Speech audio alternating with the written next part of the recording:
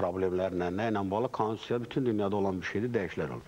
Amma mən İlqar müəllimə bir sual vermək istəyirəm. Yəni, əlimdə konstitusiya var, o Rıza Şah Pəhləvi ilə bağladı.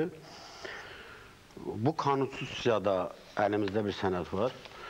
Burada İlham Əliyevin 2-ci, 3-cü, 5-ci ya 15-ci dəfə prezident seçilməyi ilə bağlı bir maddə varmı? Ya İlham Əliyev olmasın möhtərəm prezidentimiz, olsun Aqil Abbas, Zahid Oruz, İlqar müəllimimiz, ya Fuad Ağayev. Burada kiminsə adı varmı? Belə bir adı yoxdur.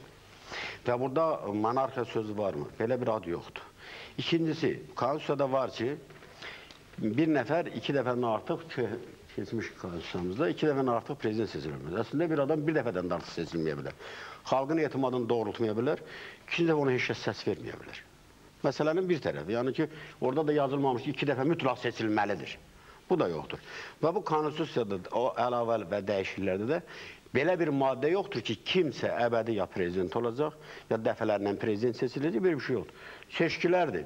Gələr, xalqı inandırar, arxası ilə apara bilər və onu prezident seçə bilərlər. Və ikincisi bir söz deyirəm sizə, 2001-də də, 1991-də də mən Cəbhə bölgəsində yaşayan adamam və orada müharibələrdə iştirak edən adamam.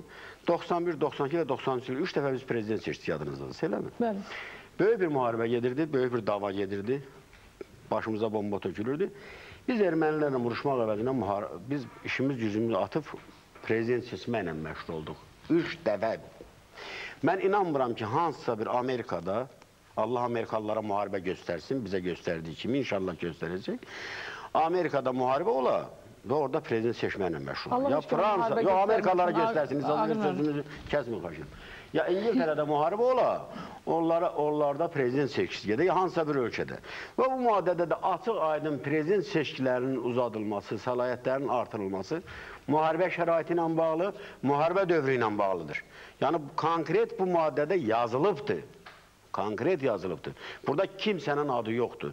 Kimsəyə əbədi monarxiya, kimsəyə əbədi prezidentlik yoxdur. 2013-cü ildə seçki gəlir. Allah eləsin, deyək ki, müharibəmiz olmasın, sülh yolundan torpağımızı qaytaraq, hərçənd ki, mən belə şeyləri inanmıram, savaşla qaytaraq. Təbii, bəli. Amma sadəcə olaraq, həmən dövrdə müharibə dövründə 2013-cü kim istəyir gəlsin, namizədliyin versin, özünün o deyək ki, türlər demiş, tavarını düzəltsin, yəni əhali tərəfindən, xalq onu dəstəkləsin və gəlsin prezident krestosunda otursun, xalq ona səs versin. Bu adi 2 ilə vur 2-dir.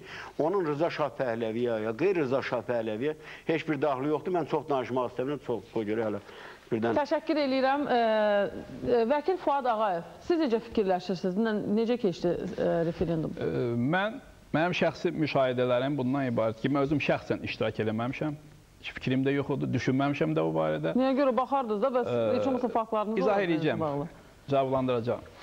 Mənim müşahidələrim bu nəticəyə gəlməyə əsas verir ki, seçicilər bu referendumda olduqca pasif iştirak etmişlər və qanunvericilik nəzərdə tutulmuş yetər sayın, yəni seçkilərin 25%-nin ən azı iştirakı mənim üçün böyük şübhə doğurur və bu mənim şübhələrim onunla həm də təsdiqlənir ki, dönənləri, bugünləri bir sıra qeyri-hökumət təşkilatları, eləcə də siyasi partiyalar, referendum qrupları öz bəyanatlarında göstərmişlər ki, iştirak edən seçkilərin sayı, yəni referendumda ən uzağı 15% təşkil edir.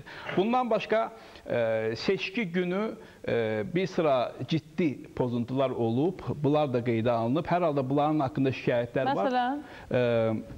Məsələn, Sabirabad rayonunda, Saatlı rayonunda ciddi pozuntular baş vermiş və bununla bağlı şikayətlər var. O şikayətlərə baxılmalıdır.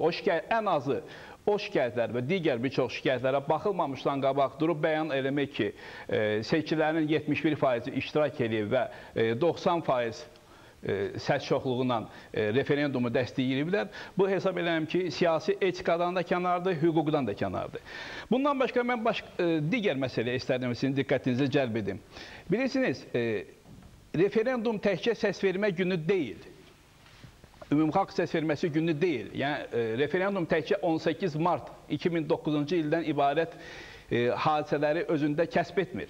Referendum bundan öncə müzakirəyə çıxarılmış o konstitusiyaya dəyişikliklər ki var, əlavələr ki var, onun seçkilərdə iştirak etməsi nəzərdə tutulmuş vətəndaşların nəzərinə çatdırılmasıdır. Yəni, onun izah edilməsidir. Bu maddəyə dəyişikliklər buna gətirib çıxaracaq, digər maddəyə dəyişikliklər buna gətirib çıxaracaq. Nə qədərinə ki, seçicilər həmin dəyişikliklərin mahiyyətini dərk etməyiblər, onlar öz iradələrini dəqiq ifadə edə bilməzlər. Yəni, bu səbəblərə görə, bu sadaladığım iki qrup səbəbləri görə və digər tərəfdən Azərbaycanın üzərinə götürmüş olduğu beynəlxalq müqavilələr var. Məsələn, vətəndaş hüquqları və siyasi hüquqlar haqqında beynəlxalq pakt var 1966-cı ilin. Azərbaycan onun iştirakçıdır. Həmin beynəlxalq paktın 25-ci maddəsinə uyğun olaraq vətəndaşların öz ölkələrinin dövlət hakimiyyətini həyata keçirmək hüquqları var və bu hüququ onlar bilavasitə yaxud seçmiş olduğu şəxslər vasitəsilə həyata keçirə bilərlər.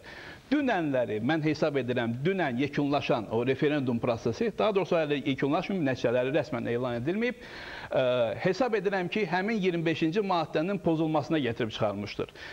Vətəndaşların bilavasitə öz iradələrini ifadə etmək imkanları, hüquqları hesab edirəm pozulmuşdur. Fuad bəy, bizim öz hüquqlarımız nə qədər pozublar? BMT-nin 4 qətnaməsi var, hansı ki çıxardıq 1993-cü ildə. 92-ci ildə 4 dənə qətnamə çıxardılar. 92-93-cü ildə. 92-93 arasında. 4 qətnaməmiz var. Azərbaycan ərazilərini tərk etməlidir. Ermənistan işğal etdiyi torpaqlarını boşaltmalıdır, belə deyək ki də. Biz orada bəs bizim hüquqlarımızı bəli, mən sizinlə tamamilə razıyam. Azərbaycan Respublikasının hüquqları, Azərbaycan Respublikasının suveren hüquqları ciddi şəkildə pozulmuşdur və pozulmaqdadır. Sadəcə sizin o isnad etdiyiniz 4 qətnamə üçün əsas olan o pozuntular, Azərbaycanın ərazi bütövlüyünün pozulması Ermənistan Respublikası tərəfindən həyata keçirilmişdirsə, bundan sonraki, yəni ki, indi söhbət açdığımız o pozuntular əfsuslar olsun ki, öz həmvətənlərimiz tərəfindən həyata keçirilir. O məsələlər qalsın kənarda.